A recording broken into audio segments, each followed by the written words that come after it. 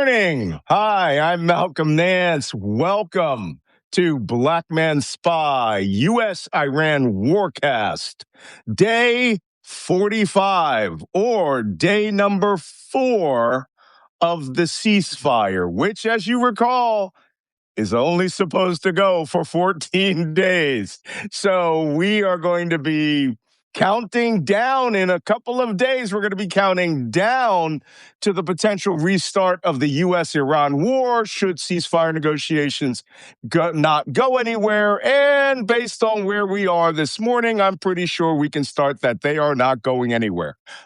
Before we do that, let me introduce you to my co-host, Jacob Kaarsbo, a Danish intelligence officer, Middle East expert, lots of field and ground experience. And then our true geopolitical expert on the region, Wajeeh, the gay lion, Saudi Arabian native, resident now in Minneapolis, Minnesota, an expert on Gulf region geopolitics. I would not have these two guys here if I didn't think that they're way better than me at some things, okay? So, that being said, we're going to give this a little time to spool up. I know I didn't get an invitation out. Sorry, guys.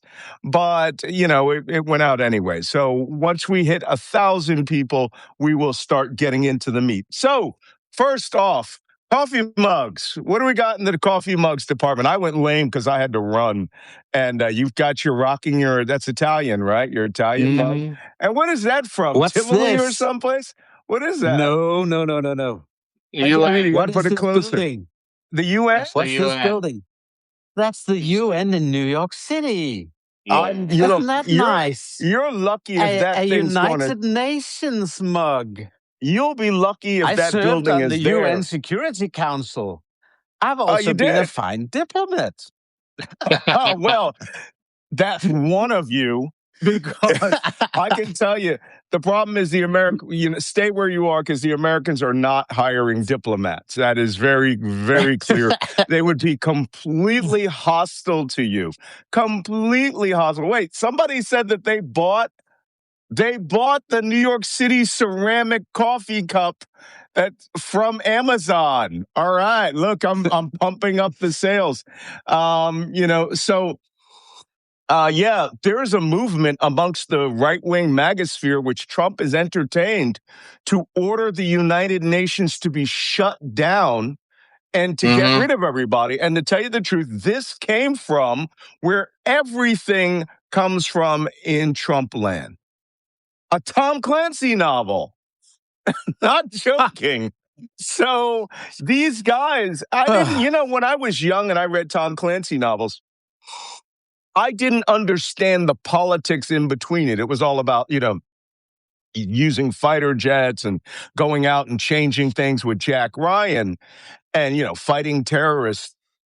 But I didn't understand it. He was a rabid, ultra-extremist right conservative. And that, in fact, he would have been, had he been alive, he would have been the biggest Trump supporter, right? And the weird thing is all his characters in the books are intelligent and thoughtful and don't, selfless, people who stand for what America stands for. But he would have been crazy MAGA. And so I just find that hilarious that, we find ourselves in this political situation, this geopolitical situation. And just before we start the real deal, Malcolm, let me just tell you one thing about the UN Security Council. Because I served with Vitaly Churkin. Who is Vitaly Churkin? He is the former Russian ambassador, now deceased, that used to have lunch with Jeffrey Epstein all the time. Of course.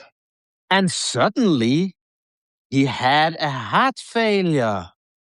He didn't have a window failure? Because usually it's a window failure. Yeah, but guess what? Since he was a diplomat, Of course, it's the Russians that can, you don't have autopsy and there aren't any records in the US. Right. So poor Vitaly Churkin got into some stuff, presumably. No, well, And often had lunch vice with versa. Jeffrey Epstein. Some stuff You got go into figure. him. Some stuff got into him. Yeah, I needed window to make it cancer. juicy, right? Like that. Window cancer. Somebody wrote window cancer. That's what happens to you. Look, you know what? Remember back in the old days? They used to have those movies of the man, and that guy would have people kill you and do all these things because you were messing with their money. That's real now. So, you don't think that this window cancer is very real. If you're Russian, you're going out the window or you're dying of a heart attack. And they have induced heart attacks in their opponents that were later found to be chemical weapons, like Novichok. Somebody had that. Or my favorite is when they really hate you and you're good looking, they give you that poison that corrupts and corrodes your face. I mean, don't tell me that white billionaires like Elon Musk and the rest aren't actually thinking about this stuff, don't have enough money to execute this stuff. I have never been a conspiracy theorist about stupid shit like this. It's happening. I see it. I can't deny it anymore, right? So, same thing like bombing a country and invading them. Guys, in case somebody asks why I'm wearing two sweaters, because it is 30 degrees here. That's -2 Celsius. And it's like, what the hell happened? It was 70 degrees. It was 22 degrees Celsius yesterday. And they were like, oh, it's pretty outside. There's frost all over everything. So we're back to the cold weather, at least for certain things. And now we have surpassed 1,000. All right, 1,000 we will go viewers, on that. Malcolm. So let's get into the real stuff. Let's get into it. I know you all want to get done at least in an hour. Yesterday, we tried to do this in 45 minutes, 30, 45 minutes, and we went an hour. So, okay, good morning. Wajeeh, can you give us the Al Jazeera live tracker of the casualty count of the U.S.-Iran war? Yes, I can. Give me 1 second. Here you go. The biggest number that's important is the Lebanon. It says 1,830. I think it's 2,000. 2020 as of this morning, according to the Red Cross. Yes, 2020. And then it says that Iran is 2,760. My research yesterday says the Iranian military has close to 6,000 killed. So that's the U.S. Department of Defense reporting that. And what they did is they estimated how many men would be in a building or could be in a building, and then they maximized it. If you're not getting these, and that's another thing, if U.S. intelligence said, hey, we have been received, we have resources to determine that, we won't estimate numbers like 6,000. That's just like anybody can come up with that number. We hit 25 airplanes. There should be 25 pilots in it. No, they were all empty. So, okay. You're not the first person to say that Center Command has been giving false information recently. Oh, well, I can't believe that. You want me to go to oil? Yes, please. Sorry, we're taking your questions. So let's see oil. Oh, well, yeah, I got some stuff to talk about after that. WTI is at 96.5. Yep, that's West Texas Intermediate, 96.5. Brent crude's at just 95.2. And I'm finding it fascinating. In the last 2 weeks, WTI has been more expensive than Brent North Sea crude because that oil is running out. I mean, first off, West Texas Intermediate is hard to process. Not That's like right. Brent North Sea crude is actually pretty clean. The stuff that comes from the Gulf is also pretty clean. So, it's always going to be more expensive. But can I point out to you, It seems to be frozen on the last 3 days around $96, $98. Boy, tomorrow it ain't going to be funny. Actually, tonight when Asia opens up, it is not going to be funny. These negotiations are a complete and total failure. So, and then we will get into the crazy commentary that Donald Trump has made, which should make things a lot more unstable. So that being said, let's go to the blockade. Is that what you mean? Oh, there's more than that. There's more than that at this point. That's the least of what's going to begin. We're going to talk about significant activities and spectacular penetrations. Well, there were no spectacular penetrations. No spectacular penetrations in the last 24 hours, but there was significant activity. The one that I do want to bring to everyone's attention is that I'm going to show you on Ship Tracker. The United States is saying that they have run warships through the Strait of Hormuz. 2 destroyers in particular. That's what they say. All right. Let me show you on the nav tracker what that looks like. They claim that they have run U.S. warships through the Strait of Hormuz, and that apparently the AIS, right? That's the automated information system. That's the tracker that's on every vessel. Was turned on, showing the USS Michael P. Murphy, an Aegis-class guided missile destroyer, and allegedly another one. Had run the SOH. The problem is that I have some thoughts about this, principally because, one, why would you turn on the Michael Murphy, right? So let me see here. This image, I'm pretty sure, is not the actual image. I'm going to show it to you, but this is what it would look like, 2 destroyers, right? Going through the SOH, right? That's what it would look like. However, there are a lot of people tracking this, physically tracking it, literally down at the Musundum Peninsula with binoculars. You can see it. You can see it. Even if it's night, if you're out there with thermal, you're going to be able to see this. So I find that interesting. I know that it takes, 3, maybe 4 hours to get to really hard, fast transit. The problem is, if you're going through on destroyers, you're not going to do a hard, fast transit of the Strait of Hormuz. But why? Because the faster you go, the less opportunity you have to see of a mine that's in front of you that may have broken its moors and could be out there. Another thing is, mines have a different view on the thermal spectrum. They can be seen when they're in shallow water because the sun heats them up, and then at night they're still warm. They're full of explosives. They're still warm, and if you have a thermal imager or a helicopter out in front of you, we will never do this without a helicopter in front of us, most likely towing mine clearing gear. So I have a hard time believing this happened. I think, another thing is the Iranians, and doing it during the negotiations is sort of cheating. But here's my thoughts. The Michael P. Murphy was last reported in the Strait, off Dubai, one day before the attack on Iran. We may not, that ship may not have ever left the Persian Gulf.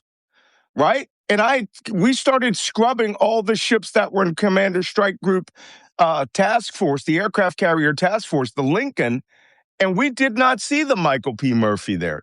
It may have been off Bahrain providing ballistic missile defense all of this time and not doing it very well because missiles were getting through. But by turning the AIS on, you're essentially telling the world where you're at. Now, I want to tell you guys something else. AIS can be spoofed. Spoof is a technical intelligence term, which means that we can seize that signal and transmit it in another location. and make it look like we are geographically different location. Now, don't forget that the United States has been running these small drone boats in the Persian Gulf. And I made fun of them early on. I was like, they have cameras on them. They're automated. They go very slow. And these drone boats were apparently tracking. Here's MT Anderson. This guy actually has good stuff. These drone boats apparently were flown over there, and they have 4 or 5 of these things. And they're very low to the water. They have very high cameras and go by satellite. And they could go into the Strait of Hormuz without hitting a mine, of course. And they could actually get really close to the Iranian islands. They have all the profile of a very low Boston whaler craft, right? But those boats could actually be towing the noisemakers, the chain cutters, and the magnetic influence through the Strait of Hormuz at night. And the IRGC would likely not see them because they're very small, right? And they could be cutting a trail through there, which is what, if somebody said, Malcolm, our minesweepers are too broke dick. They're still in Singapore, where the last we saw was 5 days ago. They were still in Singapore. And one of them was in Diego Garcia and the Seychelles. And the reason they don't want to use those ships up there is that they're made of aluminum. They just are not capable of defending themselves in a real combat zone. So they could take that material. People were saying they could take the drones off of there, and the drones could be launched from the Michael P. Murphy and stand off to the side and let the autonomous drone go out there. You could do that. The only risk is that the Iranians would find this out, and they would send small boats out there. And the day that I heard this report, my assessment was I would put every damn boat out there. I'd say, free kebabs for a year for anybody that captures this boat, these drones. And all those guys would be buzzing around out there left and right, hunting for that drone boat. And all they have to do is throw a rope on it and drag it back with you. It's not armed. It doesn't blow up. It's just got cameras and shit on it, right? And you know the way we operate. Look, they've already captured a Lucas drone, right? That's the Iranian Shahed drone that was shot down by Ukraine, that was given to the U.S. Army for evaluation, and Trump gave it to a private company that his son was the chief investor in, and then they rebuilt that drone and were given $1 billion to create a better version of the Iranian Shahed drone. Now Iran has captured one of those drones, and they're going to be able to reproduce it better than it was when it was launched at Ukraine and captured, right? Same thing with this small boat. We're going to do what? Give them fucking technology on how to do it? Yes, that's what we're doing. So, mindless. Now, if Malcolm Nance were in charge over at Fifth Fleet, I'd be going, I want 500 of these mother MFing boats. And I want to flood every damn island with them, and every one of these boats would blow up, would be suicide boats. So as soon as the IRGC comes alongside and throws a rope on it, I want you to do that. And then boom, right? One less small craft I have to worry about. But no, I'm not in charge over there. We would be kicking ass. The Iranians would be like, look, it is Friday. Give us a day off. No, not these guys. So the Mike Murphy, could it have transited the Strait of Hormuz? Yes. Wajeeh. That was not the only thing that they have captured in terms of drones. They have captured an MQ-9 Reaper of the U.S. They also have captured an MQ-4C. They have captured a Hermes Israeli, an Orbiter 4. Yes, Orbiter drones. Yeah, the Iranians are going to be, these are drones they couldn't get with technology they couldn't get. They'd be like, whoa, voila, we are going to be drone superpower. Exactly. Here. We've got the best drones in the world here, and they're already on the ground and disassembled for us. You know? Okay, that was the biggest significant activity in the Strait of Hormuz. There has been an uptick in shipping traffic, and I will show you on the AIS the shipping traffic that is going through, and it's an uptick because the Iranians are letting the ships through, right? So they are going through the IRGC Easy Pass. Multipass. Let's get it straight, right? Everybody knows where how you get through the Strait of Hormuz. You go up towards Ras Al Khaimah, you go north towards Qashem Island, right? And once you're at Qashem Island, you run the coast with Qashem Island to your left, and then you get in line, right? You get in line, and from that point, all you got to do is wait for the IRGC toll booth bar to rise. That's just that simple, right? So that's how they're getting through. And if 10 ships got $2 through, million. that's $20 million, baby, right? $2 million per ship. That's as simple as it is. So the Iranians are making bank off of this thing. And from what I understand, Donald Trump is big mad. He's not making this money. He wants a cut. He wants a cut. He wants a cut. He wants a cut from this. It's as simple as that. Okay, so 10 ships made it through the Strait of Hormuz yesterday. My buddy Sal Montigliano, the guy who is tracking all of these ship movements, I'm just getting the video for you. He's tracking, and he says this is the biggest one-day uptick in almost a month, right? And of course it is, because now you've got permission to collect an ATM. Here it is. I'm going to show it to you. You might not be able to see it cleanly, but oh yeah. Okay, sorry. I've got curtains we have to install in here.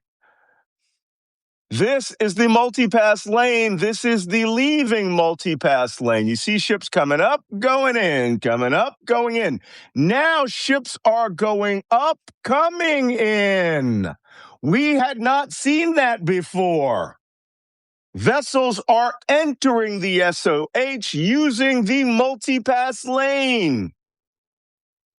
$2 million.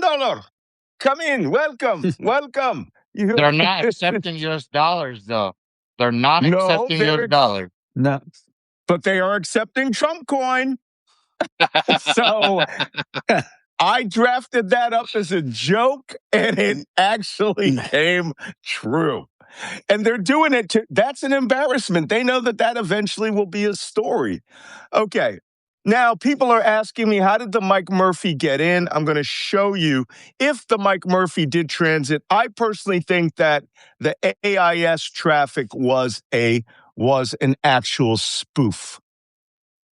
Was an actual spoof. And let me see if I can click to exit full screen. Here it is on Google Earth. Search Google Earth. I always start with Lavon Island. I would like to visit Iran someday. It's like China. There are just some places spooks ain't allowed to go, right? Yeah. I mean, I could probably visit China, but it'd be like, hey, listen, if you're sending a minder after me, just make it my tour guide. All right? I don't mind being under Chinese government surveillance, but I want somebody that can actually tell me, give me some good tips. Right? I don't mean the shittiest restaurants. All right, here we are in the Strait of Hormuz. It's the pointer. We're over here in the eastern Strait of Hormuz. By the way, I have a laser pointer. People have asked. Here's the eastern SOH. Here's the multipass lanes, right? It is quite possible that the Michael Murphy came here off of Ras Al Khaimah, right, and Ajman, and came up very close. This is Hisab. Hisab is a small town that's right down inside the SOH. Hisab is a great place to go to. This is Oman. To go to, if you go here, the town of Hisab, there's a castle here. That's a museum too. And you can look out into the western SOH, right? But you really want to see it, you got to go all the way over here, right? There is one narrow track road that leads all the way up here to Kuzmar. And there's a lot of camping. We do camping up in Kuzmar. When you're in Kuzmar, you can hike to all these places. We have a lot of ghats. Yeah, Minjil Beach. We camped at Minjil Beach. You can hike up here. It's hard hiking, all right? It is cliffs, but you can hike right up there. But even from Kuzmar, you can see into the SOH. You can see what's trafficking. You can see Iran from these heights. If you bring a thermal camera, if Al Jazeera were to say, Malcolm, I want your commentary, what would you do? I would say, yeah, I'm going to, I need a team and some Land Rovers and tents, and we're just going to stake our asses out up there, and I can watch the battles with thermal imagers, right? And it would be awesome. But guess what?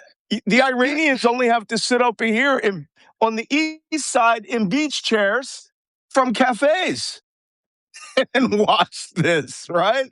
Well, this is such an easy place to watch. But Malcolm, the reason why this is not happening is because the Omanis have banned reporting from that part of Oman. So journalists and people can't report from there. You know, Al Jazeera would be right up there with thermal cameras reporting straight into Tehran. Or no, Al Jazeera is not pro-Iranian. They're pro-Qatari. But you don't want anything like watching a ship hit a mine and on fire from there. You know, I asked once, you know, the only way you're going to do that, I think the Omanis also have turned off all access to the coast here. There were beaches there. You can't come from the Emirates by water there. Even the UAE Navy's up there and Coast Guard. But you could get out there in a boat, rent a dhow, okay, put the right amount of gold on the table, and you can get up there. I'm not going to be doing that right away, but I will be headed to the United Arab Emirates soon enough. We're just waiting for the right timing there. Okay, so somebody made an excellent comment. I didn't see who it was. One question, one point. One of the guys in the question said, you know, the Iranians can spoof AIS too. They do it all the time. They could fake a USS Michael Murphy transit over there and then shoot missiles at it and claim that they had a battle and sank an American ship. And as far as people watching it on the internet, it would look like the Mike Murphy was up there. Yeah. So it's always a possibility. I'm sorry to interrupt you, please. No, you did not interrupt me. I was interrupting you. The interesting fact about Oman is that it is unlike the rest of the GCC. They have not invested in long towers. They have not invested in modernizing the country or westernizing the country. They have invested in the other way around. And going more culture, focusing more on. That's why Westerners really love going there because they see Oman? that Oman, yes, I have been getting a lot of Westerners. I rode a camel with my family for a week in Oman. On a camel every day for a week. And let me tell you, there was no echo part. There was no tourist part of that eco tourist adventure. Okay, there was not. It was all echo. They didn't give two flips about us. And the last thing I saw was our Land Rover Jeep drive away, and we were living with an Omani family in a tent. They had the goats in the tent. There was no individual tents for us. My daughter and wife had to stay with the women, and my son had to sleep out with the camels. It was double thumbs up on culture, as you said. Yeah, exactly. The other thing is that their military is only 45,000 people. That's all their military, 45,000 people. Go ahead, Jacob. I just noticed a question from one of our viewers about the UAE. So that is it for the significant activity. Yes. Oh, there's some delay here. Go ahead. We'll get back to that question from one of our viewers. Malcolm, go ahead. Okay. So let's get to the most significant activity I know you've all been waiting for. According to Donald Trump, the war is over and the United States has won. That's what he tweeted out this morning. He's been telling everybody that yesterday. He was in Miami at a UFC, that's Ultimate Fight Club, championship with not JD Vance, with Marco Rubio, the Secretary of State, was not in Pakistan with the Vice President of the United States. He was in Florida at a UFC fight. You know, America's top diplomat, who is also holding the same hat as the national security advisor, was out there doing gang signs at a UFC fight. Make it make sense, guys. It doesn't make any sense. No, that's impossible. Yeah. The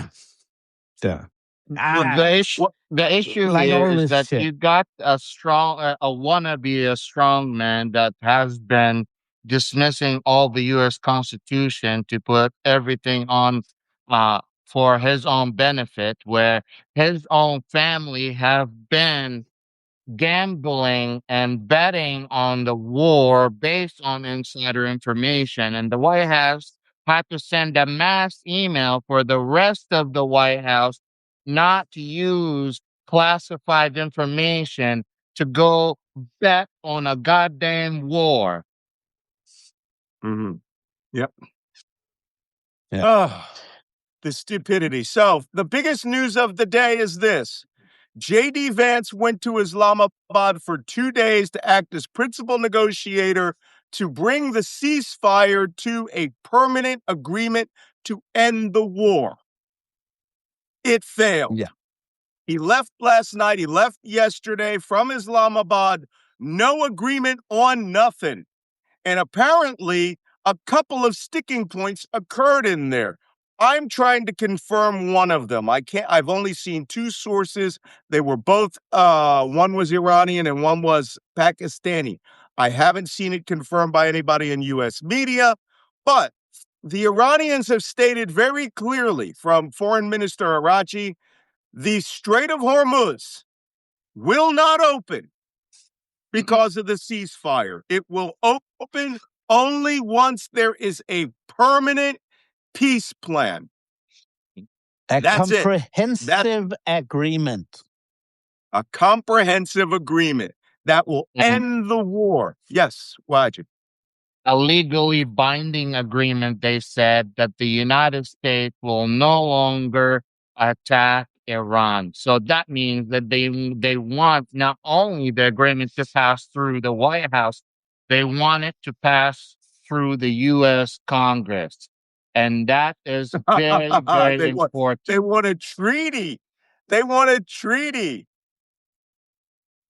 That's what they want. You know why they want a treaty? A treaty that's signed by the United States, according to the Constitution, is the equivalent of U.S. law, which means if Trump breaks it, he's violating federal law, right? The Iranians are like, oh, we don't want a verbal. We don't even want to piece them up like a paper out of you. We want a treaty that's ratified. And it sounds crazy, it sounds like a crazy demand, but it just tells you that Iran feels it has the upper hand, as crazy as it seems. Absolutely. Because they will keep putting pressure on. And it's the same with this demand about the US military presence, etc., etc. They're not going to back down because, they feel they've survived. They've survived this whole assault. And now they have the Strait of Hormuz. They still have the 460 kilograms of highly enriched uranium. Those are the insurance policies. So they're not going to back down. That's it. And they'll keep making these demands. And this circus will go round and round in circles. One of the main things that is sabotaging this peace talks is the Israeli constant bombardment in Lebanon. Oh, well, that's another thing. Let's hold on to that. Hold on to that. I'm getting there. Okay. Okay. Apparently, this is even more interesting for those of you who think, well, maybe this is a pause. Every member of the American team has left, including all of their support staff infrastructure. They did not leave any personnel, even diplomats, or the supporting team that would have brought them in to come back. Everyone left, right? I mean, this is crazy. We have never had a negotiation where everyone left. Right? You always even leave, if you're going to, even the special communications team, if you're planning on coming back, you at least tie those guys over to the American embassy. You second them over to the American embassy and you leave that away team there so that if JD Vance rapidly returns, you already have secure communications set up. You don't have to keep the goddamn systems running at Air Force Two, which is what you're going to have to do. That means you can have secure comms straight over to Air Force Two from whatever venue you're at, the Hilton or, the Taj Hotel in Islamabad. No, they took fucking everything. This is amateur hour. Why would you do that? I'll tell you why you did it. They ain't never coming back. They ain't never coming. You're saying JD Vance left not to come back for negotiation. He's not coming back. No one's coming back, guys. No. It's as simple as that. No one is coming back. Interesting. There, I don't know how. Now, of course, the Pakistanis could say, "Hey, listen, we're ready to do this again. Let's meet next Friday." But that brings this down to less than, if it's next Friday, that means that we're like 6 days from the end to the resumption of combat operations, right? Yeah. And you know what? Trump, within the last few minutes, Trump has announced that in response, the U.S. will make its own naval blockade of the strait. So all the ships making deals with the Iranians will be stopped by the U.S. And guess what happens then? Oil prices, boom. Oh, no, this is beyond that. Oh, my God. Okay, let me touch on another couple of points. I want to talk about the blockade talk. Galibaf, who is the Speaker of the House, shook hands with J.D. Vance, not Arachi, the foreign minister, which I found was significant. It showed that they're willing to do it, but the Speaker of the House of Parliament in Iran really has no power. He's just a guy, right? And the Iranians are playing them by allowing him to be like a representative.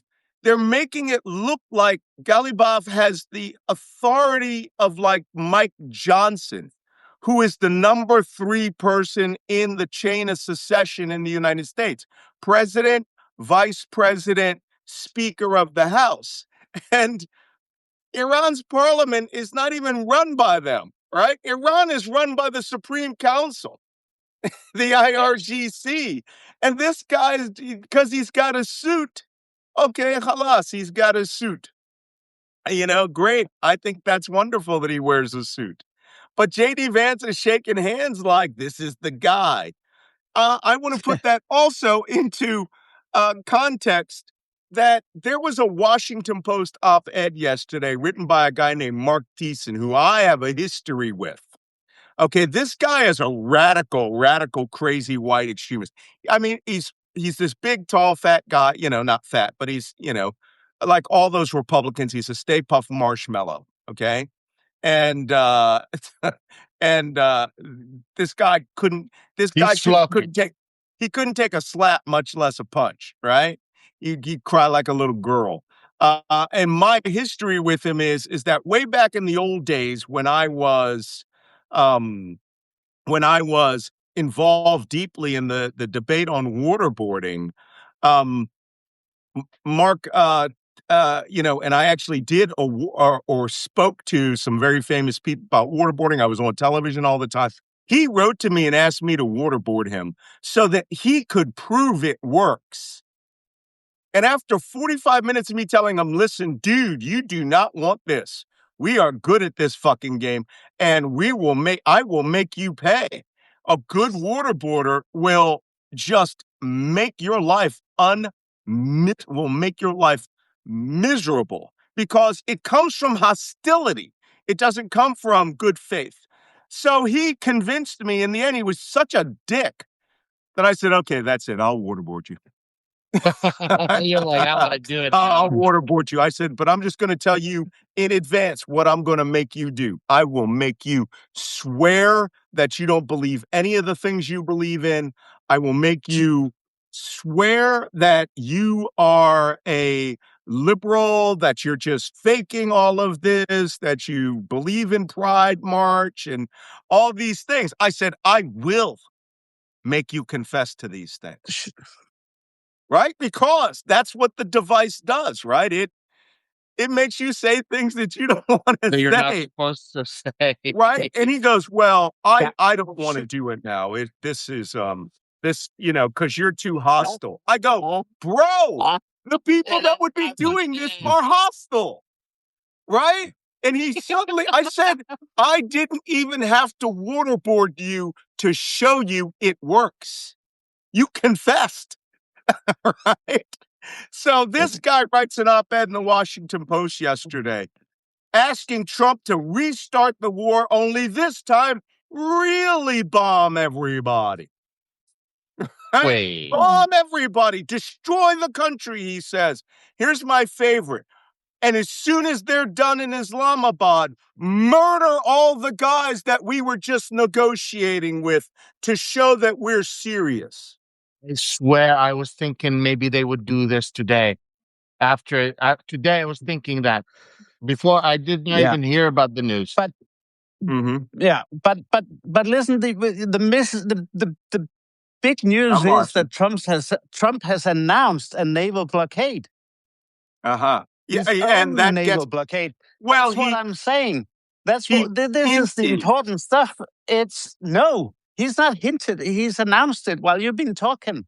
Wait, That's what? Get that up on the screen. God, I saw the tweet where he repeated a guy saying, hey, you should do a naval blockade, but now you're telling me he's doing it? What a dick. Yeah, exactly. He's a dick and it's dumb and it won't work, but it's still important. That's not going to make the economy any better. No, exactly. That's what I was saying before. But let's see what he does. But and precisely, it also risks, getting into the crosshairs with China, etc., etc. So there's a lot of stuff in this that is that's super important. But let's see what he does in real life. But that's what he has announced anyway. Okay, can you read it? Can you find it and read it, somebody? Truth Social. In his second post on Truth Social, the U.S. president claimed Iran was unwilling to give up its nuclear. Continuing measure to. Let me see if I can get the actual find proof. it. Just one sec.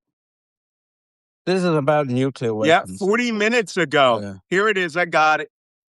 Oh, you got it. What? Again, Allahu Akbar. This is crazy. All right, here you go. It is Islam. Okay. So there you have it. The meeting went well. Most points were agreed, but the only point that mattered, nuclear, was not. I can't believe this. Effective immediately, the United States Navy, the finest in the world, will begin the process of blockading any and all ships trying to enter or leave the Strait of Hormuz. At some point, we will reach out and quote, all being allowed to go in, all being allowed to go out basis. there may be a mine out there somewhere that nobody knows about but them. This is world extortion. When I shout, by the way, that's in caps. And the leaders of countries, especially the United States of America, will never be extorted.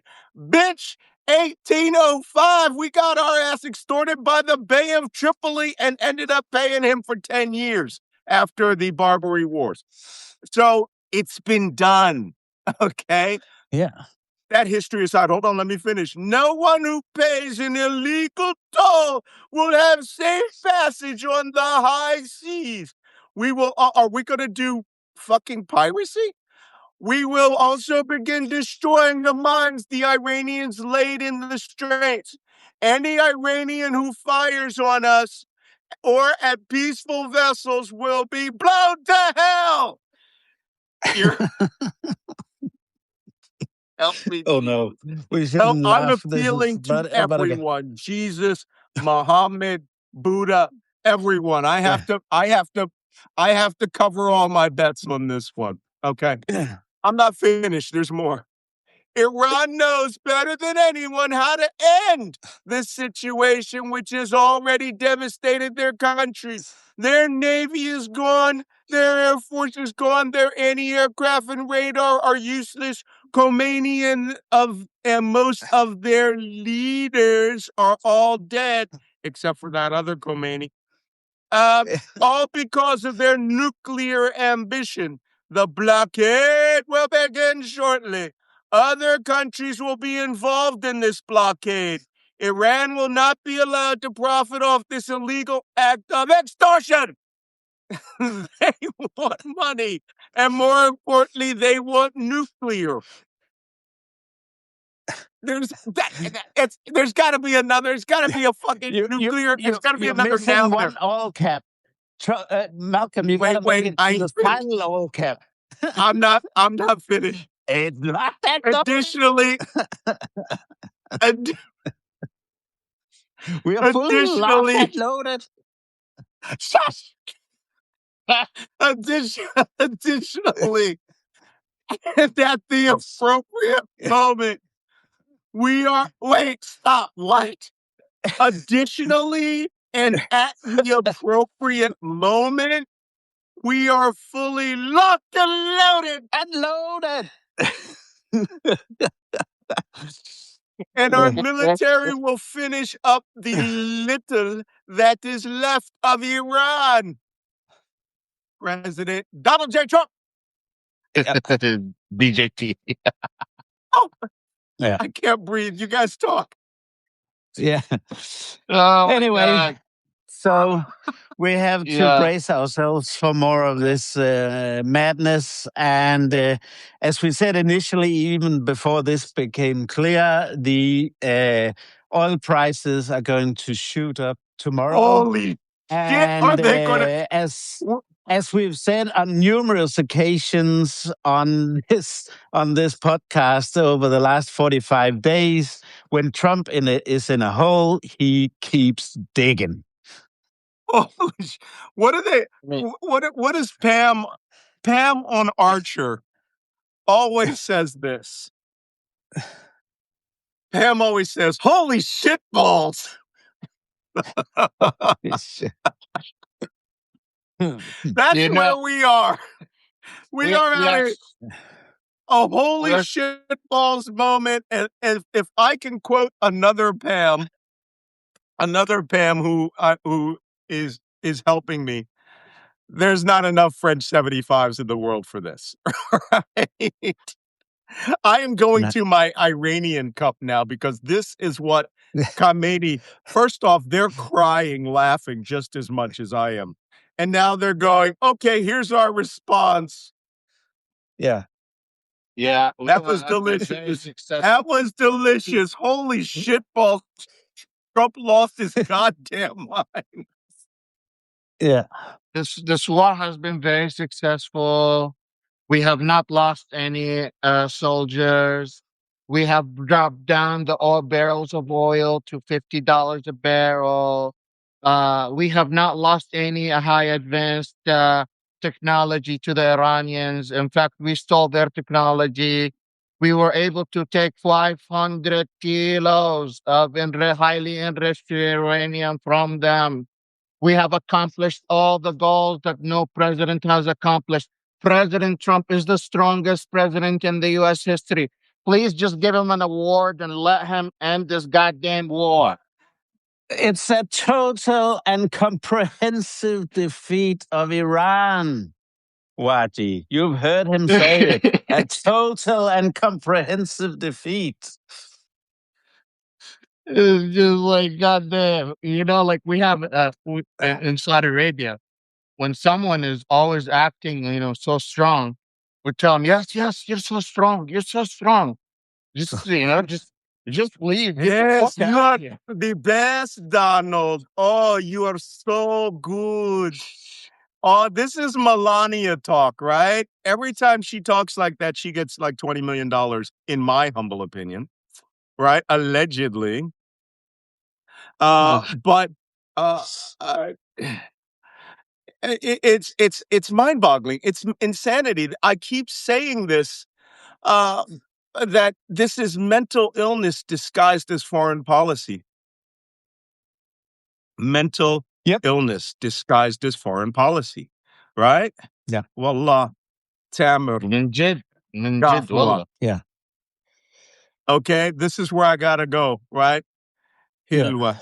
It's just, I'm eating dates and Turkish delight, which is now, if I were to have to eat delights and Turkish delight every time Trump did something crazy, I'd be 400 kilograms.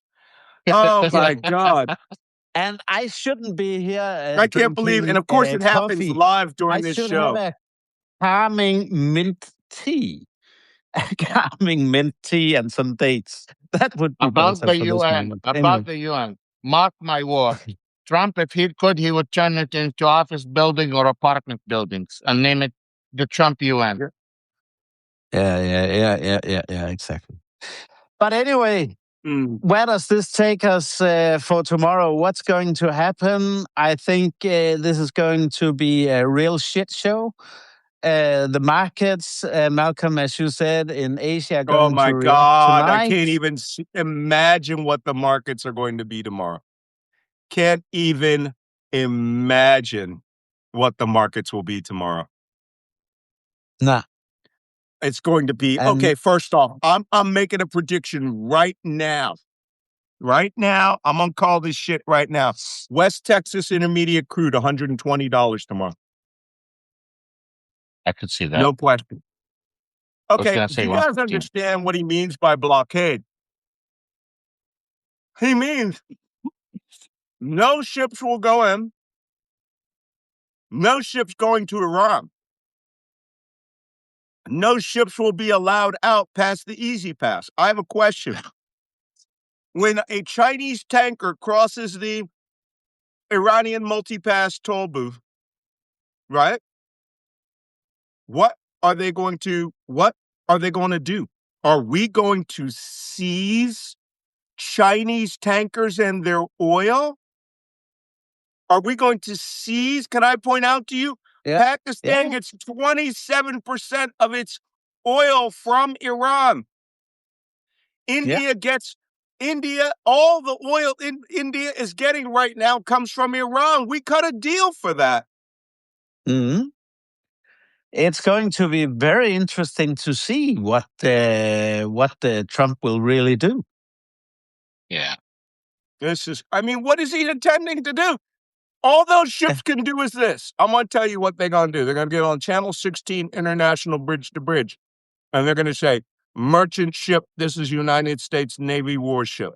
We are imposing a naval blockade on Iran. Now, at this point, you have to say something else. You have to give them directions. Are you going to say, reverse course and proceed back to where you came from, which is an Iranian oil field? Or are you going to divert them to where? Fucking Fujairah, United Arab Emirates? Where all the other oil tankers are and you're laden. Most captains are going to do this. We're already getting through on the multipass. We're on the high fucking seas of the Indian Ocean. Yeah. We're not stopping. We're not going anywhere. What are you going to do? Visit board search and seizure us? That means we fly a crew on and we drop it? I don't understand what the intention is once these ships are in the Indian Ocean. What are you going to do? Because anything you do literally falls under the Piracy Act. I can see a patch in the future with Trump, pirate.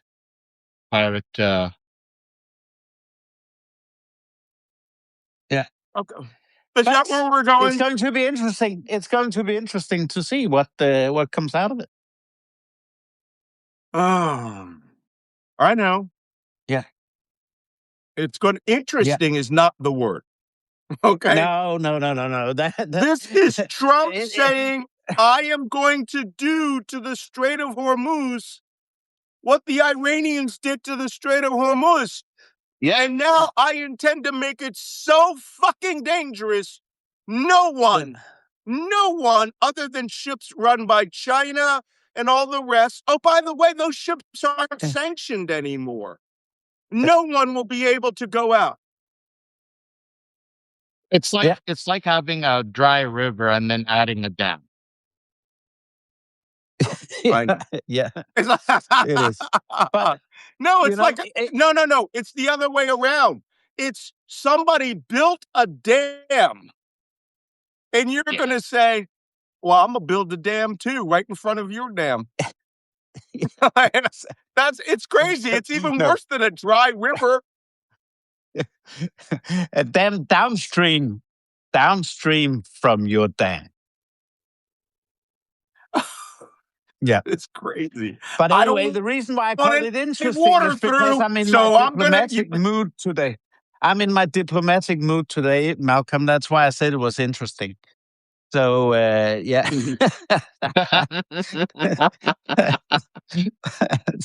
That's the UN Cup. It does that to me.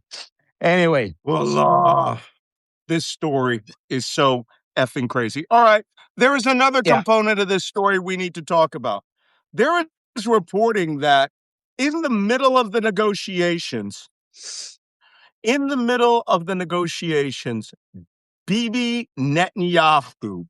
Netanyahu, called J.D. Vance as he was sitting in front of the Iranians. And from that point, the negotiation went right downhill. Everything the Iranians said about the Israelis telling us what to do happened. Yeah.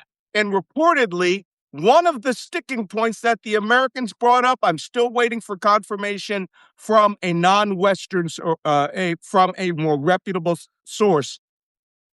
But apparently, one of the questions asked by the United States of the Iranians was, we want you to recognize the state of Israel officially. What? I thought this was the U.S.-Iran war negotiations going on here. This is crazy talk. I can't believe that someone... It's just crazy. It's just crazy. I just cannot believe this is where we are. Yeah. Somebody, I'm afraid to say it. I know I don't want to come off as being anti-Israel. I am very pro-Israel. I am anti-Netanyahu. Somebody said that there were 3 negotiators in the room, or 2 negotiation teams in the room. J.D. Vance representing the United States, Steve Witkoff and Jared Kushner representing Israel. And it happened. Yeah. And it happened. Yeah. What is going on here? We used to be a superpower. The whole point of Jared Kushner being there is because they wanted to make sure there is some sort of expansion to the Abrahamic Accord. That was exactly why they sent Jared Kushner. I know that for sure. Because Jared Kushner is the one that made the Abrahamic Accord with the UAE and with several other Arab countries. And he is the mastermind of that, how it operates. So yes, Jared Kushner has direct ties with the Israelis. That's why I see him as the Direct ambassador ties? for. Yeah, pretty damn direct. I'm amazed. You know what? I'm amazed that if it wasn't for Mike Huckabee being such a crazy evangelical, pro-Israel evangelical, which means that he is there because he believes Israel must exist so it gets destroyed in Armageddon so Jesus can come back. That's his reason for being there. But if it wasn't him, they would have sent Jared Kushner's father, who, by the way, went to prison for 7 years, okay, for fraud. He was a thief. And he's now ambassador to France, and France wants him kicked out because he's a fucking thief, right? So I just find this fascinating. We used to be a superpower. And I'm going to tell you right now, we're not. We're being led around by a nose ring. And I don't understand this disease. I mean, if I were in charge, I'd be worse than Obama. I mean, Barack Obama, there was a report that Benjamin Netanyahu gave Obama the same brief that he gave Trump. This is 12 years, more than 12 years ago, 12 years ago. And he said, if you don't attack Iran, we will have to use a nuke to end their nuclear program. This was yesterday, this was being reported. And Obama said, go ahead, do it. Damn! I mean, like, if I was in the room, I wouldn't have been able to keep my mouth shut. I would have been, damn! Did you hear that? He said, go ahead and do it. That's why you don't have black friends in the room, because we'll be calling shit out. And we'll be texting that shit, right? But that called his bluff. I'm afraid that Netanyahu will not hesitate next time. If he thinks that the way he's got to get it, he would probably do it. Right? Just amazing where we are right now. But let's see what happens in the Israeli elections. What we can say also, Malcolm, is that this morning the drones and the missiles are flying between Lebanon and Israel. So yeah, so that's back on. Yeah. I'm getting a report that from Christy Litke that New York Times says Iran's top negotiators suggested further talks are possible. Yeah, they're always possible. They're always possible. All right, guys, that's it for the news. Let's go to the questions because I think a lot of these questions will help us answer these. Yeah, exactly. So we had a lot of questions about the blockade. Mark Schroeder says, where is the USS Boxer? USS Boxer, the amphibious assault ship, has inchopped, INCHOP, that is the salty Navy talk, for entered into the Indian Ocean, and it is now going to join the USS Tripoli Amphibious Readiness Group. Senior ship will be the Tripoli.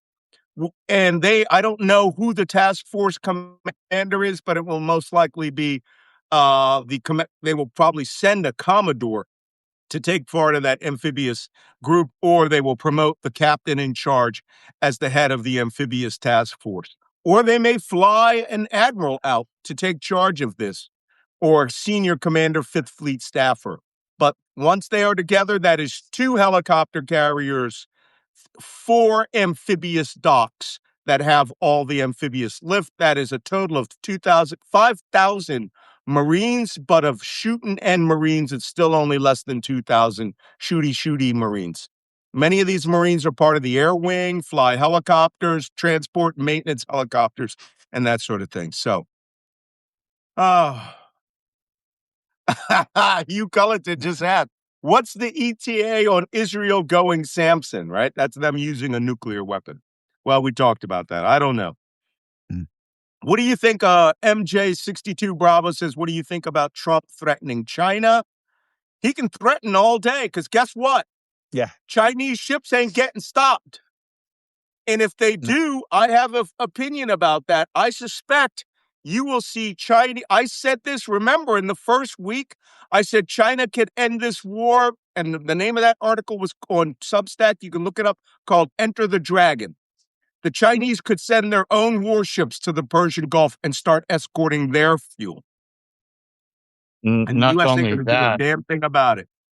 they could also expand into South China Sea, which Yes. we already have been like dried thin out there. We There's took all our nothing. ships. There's nothing we can do against China.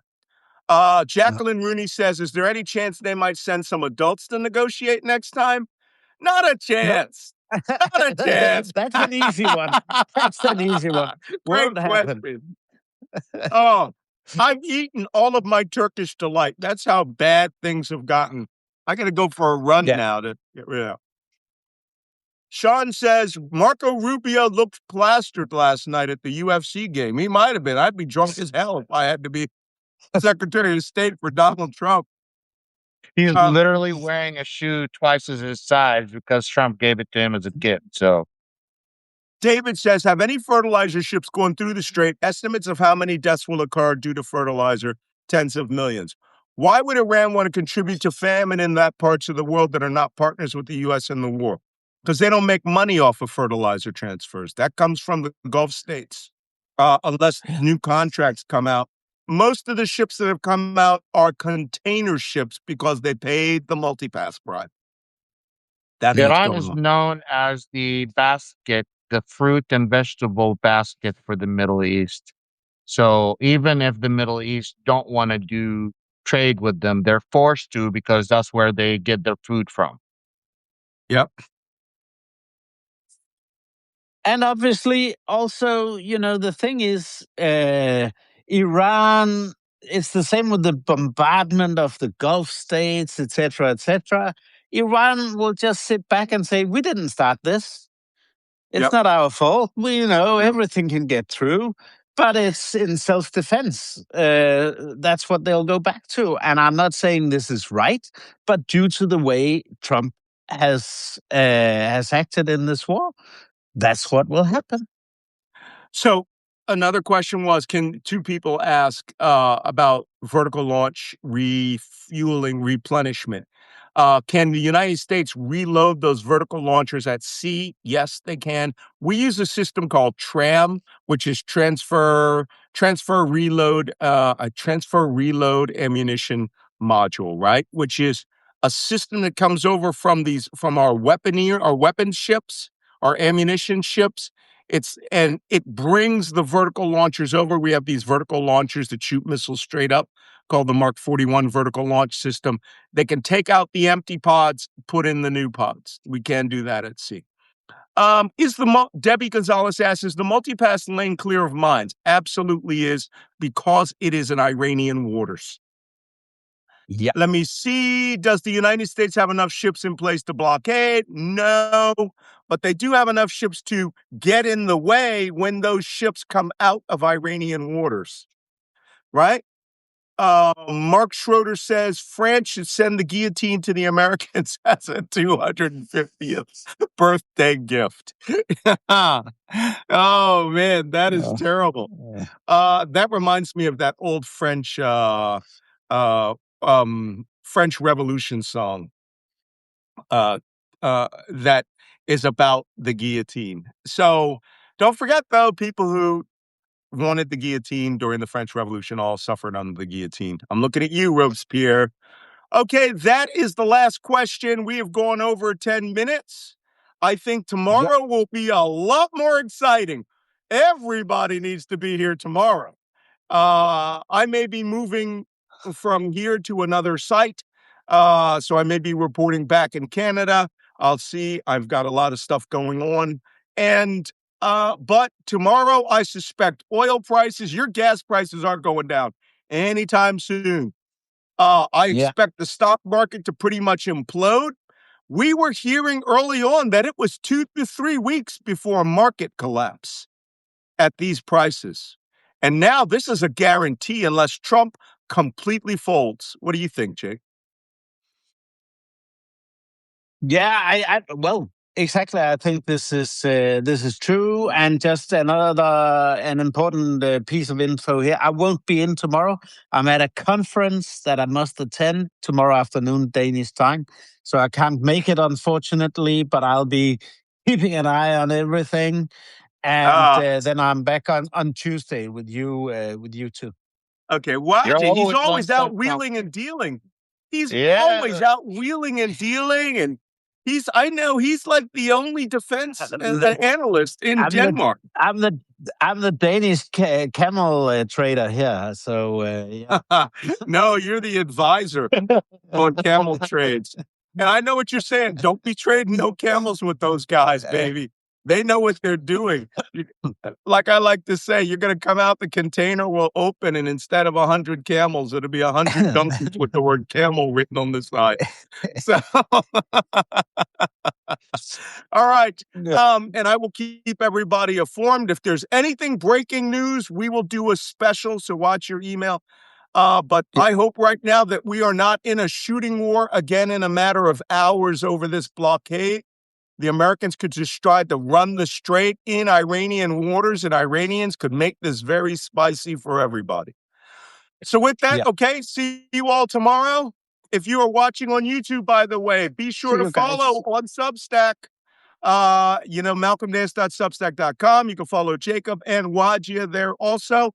And for those of you who are on Substack, we will see you all tomorrow at 9 a.m. Eastern Time, United States. Take care. And remember, it's locked and loaded.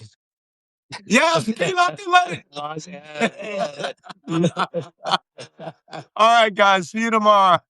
Like, subscribe, and share. Bye. Bye.